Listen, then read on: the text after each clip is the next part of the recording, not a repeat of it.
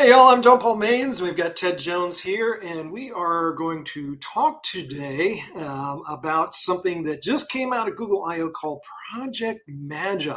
And the ramifications of this are really interesting. I don't know a whole lot about it yet, but basically listening to what they have to say with all their little AI at this conference, it sounds like they're moving a little more towards the side of evil again and kind of giving the finger to businesses.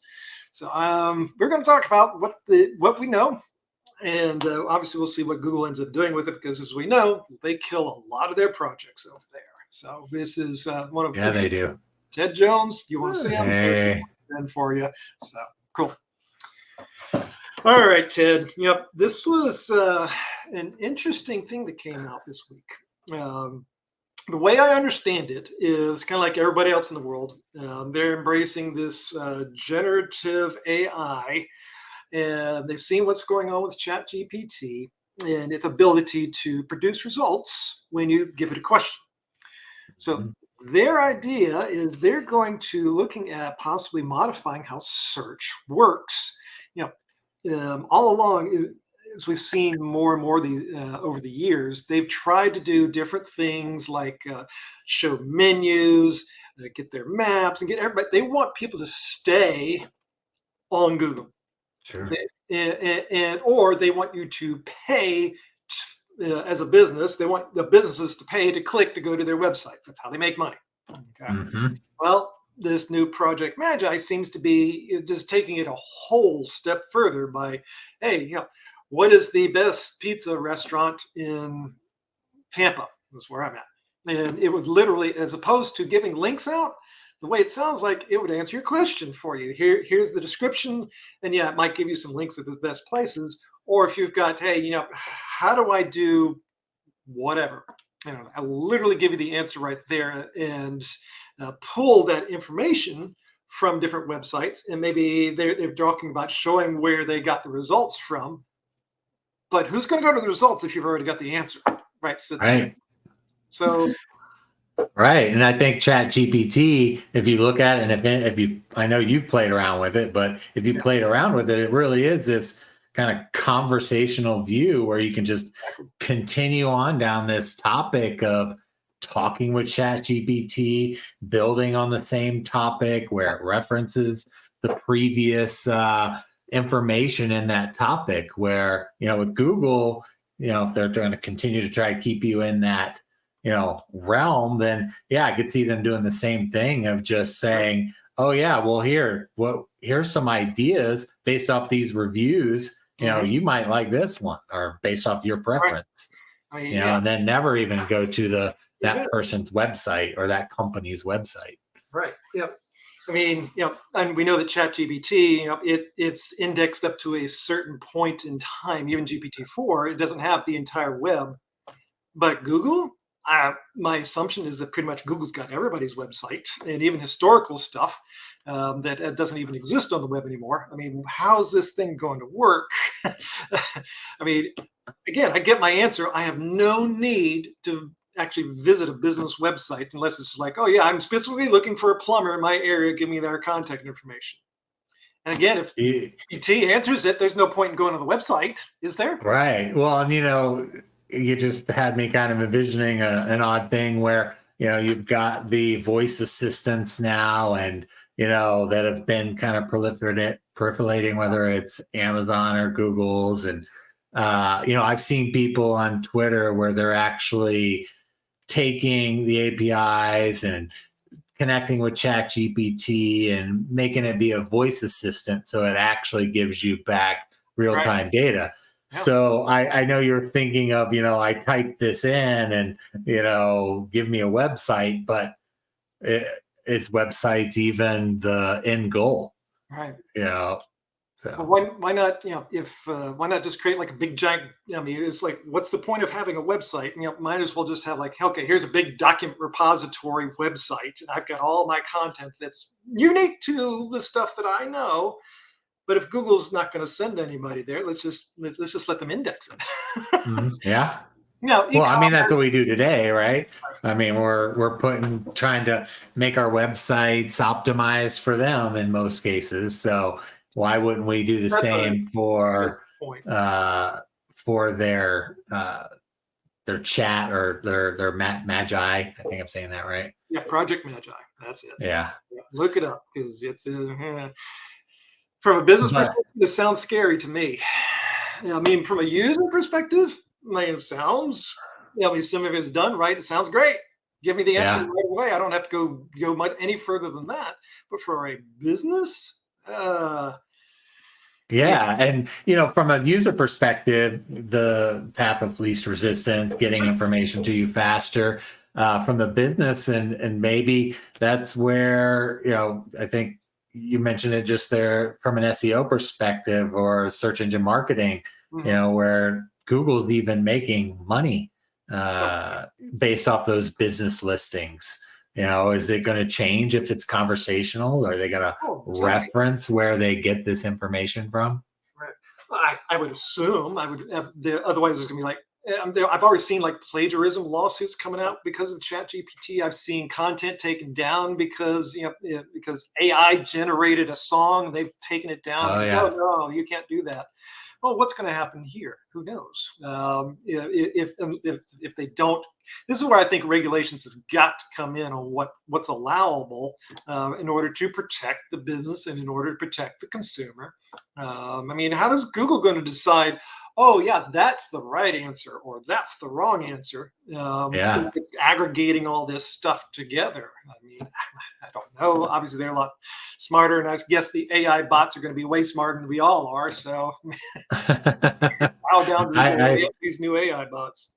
I think we should append every email, web page, and tweet everything with what we want to train AI. So we'll just make sure we can all agree on the same thing here. Yeah. Well, this also kind of begs the question: is if they're able to do this and it decreases my traffic to my website. I've got great content. It decreases the traffic to my website. I'm not already trying to pay Google to drive traffic to my website because Hmm. there's a bazillion other competitors out there. But what's going to happen to this if they provide the answer right then and there? What's going to I would think that this would kind of take a big chunk out of their advertising revenue which they're generating, because I don't need to go anywhere. Google gave me the answer, so why should I, if Google's going to give the answer, why should I as a business even pay for it, for trying to drive traffic my way? I'm assuming they've kind of figured this out because this is Mm. their cash cow. Yeah, right, Google, I got to see this stuff. This is the cash cow. And so you can't right. do anything that's going to dig into that revenue stream. But it Well, seems you brought up a good point. You pay them to bring traffic back to your website. absolutely. Are they still going to do that? Are they still going to send people my way, or do I really need to become an authority on the topic that's relevant to me? Mhm. Especially with Chat GPT that can generate content. Right. If everyone's starting to generate content around a similar topic, Hmm. who actually, like you said, lawsuits, copyright, who actually is the authority on that content? Yeah. I'm thinking through a scenario here where, okay, us all us marketers and content writers, we're all using AI to generate our content with minor edits, and so basically it's AI grabbing all of the AI content and showing it all to us, and so is the entire world become AI content and nobody's writing anything unique anymore? I mean, Right. oh, That's interesting. Like, does the written word on the web just kind of start blending all together? I mean, if Project Magi or ChatGPT is just an aggregator of just anything you can think of, then yeah, where does everything else go? I'd love to see the regulation of full disclosure, some kind of full disclosure. This was written 75% by an AI and 25% editable by a human, or something along those lines. So I don't know. I don't know. Well, sources, where's the sources coming from?